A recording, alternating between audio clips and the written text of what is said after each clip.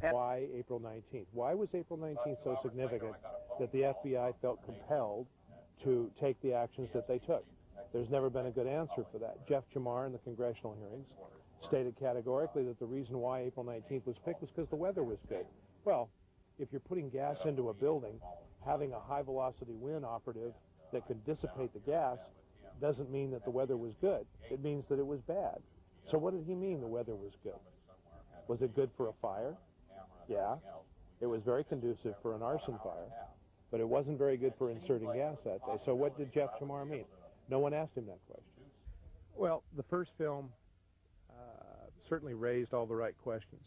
Didn't always have all of the answers. So I've spent some additional time and effort in trying to get better answers to the questions. Who shot first on February 28th? Was there really gunfire from the helicopters? Did the FBI shoot at the Branch Davidians on April the 19th in spite of their protestations? Who were the people at the back of the building shooting at the Branch Davidians on April the 19th?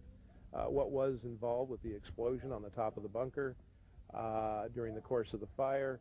I think what went on here, and the fact that it wasn't documented by the media the way it should have been, probably has something to do with why you have a TV show and a radio show. You're not exactly mainline, but on the other hand, the birth of that type of communication is a good thing, because it gives the mainline media something to think about next time they want to kowtow to the people of the Justice Department for fear of losing news sources. So perhaps it's a good thing, and perhaps there is good that's come out of the situation at Waco. In terms of, do I think that, do I have any idea why the media isn't doing their job? I don't know. You have to go ask them. That's what you ought to be doing right now, is asking these guys why they haven't done their job relative to that. Well, they're just errand boys. They're just out getting the footage. It gets cut up back home. Yeah, and what you have to do is go and find the editors. I've done it. And put them on camera and ask them, why is it you haven't run these stories? Let's go ask yes, sir. Thanks a lot. Okay.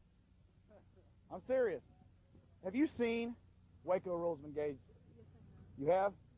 So you have seen the inventor, the man that holds three of the four patents on flare technology, telling you that those are sniper points firing automatic weapons. What do you think about that? I thought it was fascinating. I thought it was a different perspective than I had heard before. I don't know that I will base any definite opinion on it, but I thought it was interesting. I thought it was a different perspective, and it taught me something I didn't know before. Dividing black against white, white against black, woman against man, child against parents. Why do you allow this? Why do you allow yourselves to be manipulated and controlled?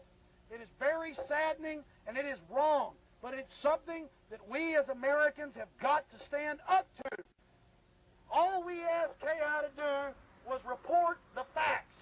We refuse to be part of your lies. We refuse to submit to your lies, and we're going to continue to stand up. There's been documented evidence as far as FBI snipers firing on people running out of the back of the church there at Waco. That was documented from a FLIR tape, which stands for Forward-Looking Infrared Radar, by the gentleman who invented FLIR technology. He reviewed that tape and said that those were FBI snipers firing at many of the people that were trying to escape from the burning church there at Waco. And we have seen no mainstream news reports on that. That was in a documentary that was put out that actually got nominated for an Academy Award. Have you ever spoken in the newsroom about things like that, or talked about reporting anything like that?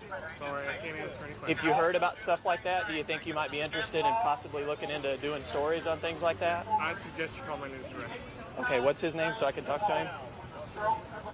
With what happened up at Waco 5 years ago, the sheriff, and I've seen him on tape saying that what the media was saying, most of it wasn't true about that group of people up there, and that David Koresh was in town all the time, and that he knew him personally, and that he knew all the people. He just said that the feds just came right in with tanks. They should have got in trouble for that too. Law enforcement trained out at Fort Hood, and then began to engage in that. What would you do if you had a similar situation here in Austin, Texas, and the feds began to ignore your input?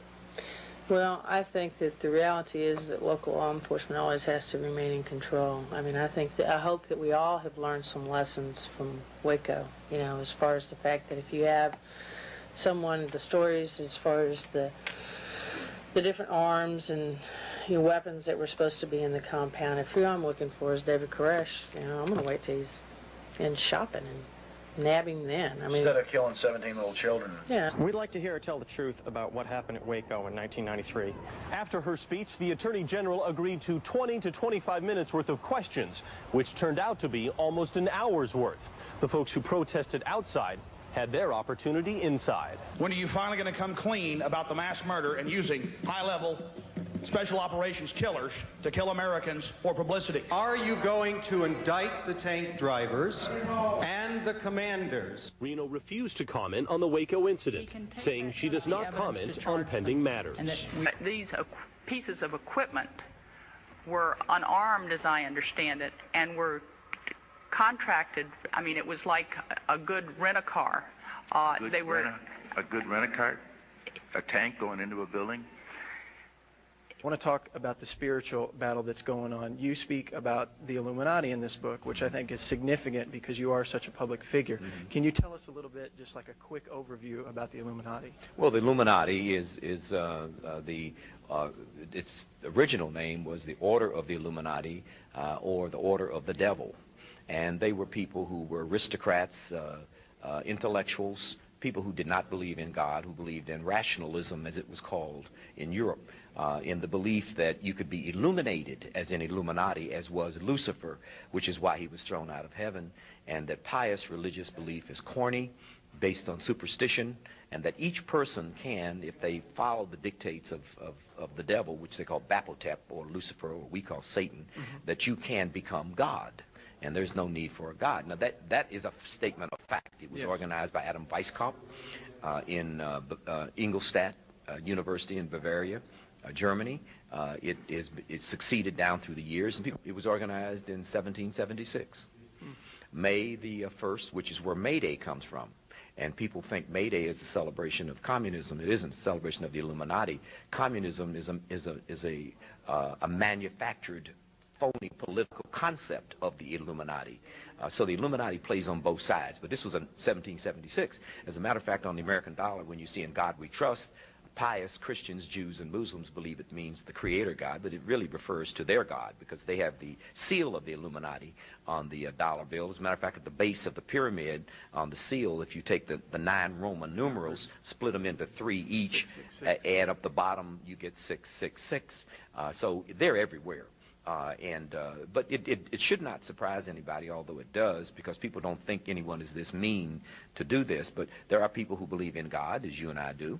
There are people who believe in goodness, as you and I do. But there are people who believe that there is no God, that there is a devil, who believe in evil. And in my book, I simply document that.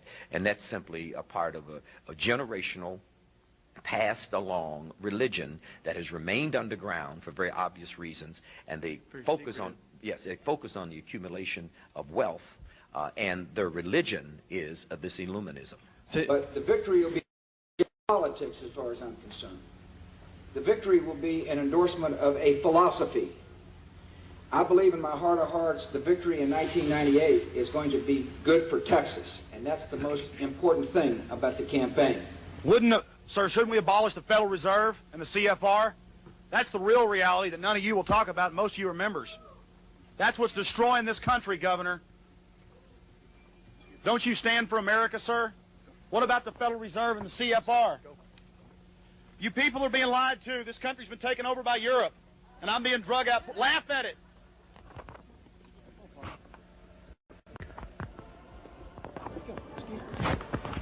It's funny, isn't it?